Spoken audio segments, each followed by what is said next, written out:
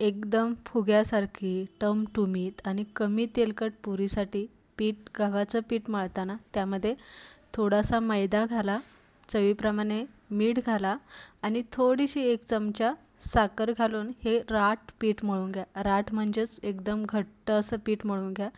चपातीला पीठ कसं आपण सैलसर मळतोय, आपल्याला तसं पीठ मळायचं नाही, तर राठ घट्ट पीठ मळून घ्यायचं. मळून झालं की अर्धा तास पीठ झाकून भिजायला ठेवायचं.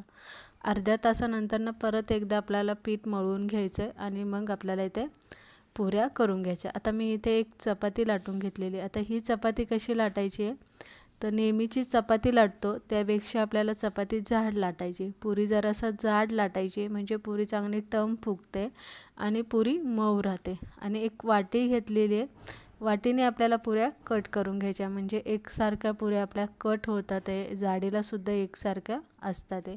आता पुरी तळताना तेल चांगलं गरम करायचं आहे, गॅस मोठा ठेवायचा आहे.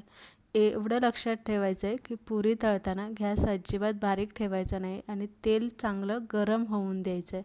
कोमट तेलामध्ये जर तुम्ही पुरी सोडली किंवा तळली तर पुरी चांगली फुगत नाही आहे आणि सगळ्यात महत्त्वाचं म्हणजे पुरी मग तेलकट होते, चपटी होते आणि कडक होते. तर इथे या पद्धतीने आज आपण गुढीपाडवाविषयी एकदम सोप्या पद्धतीने पुरी कशी बनवायची ही रेसिपी बघितलेली.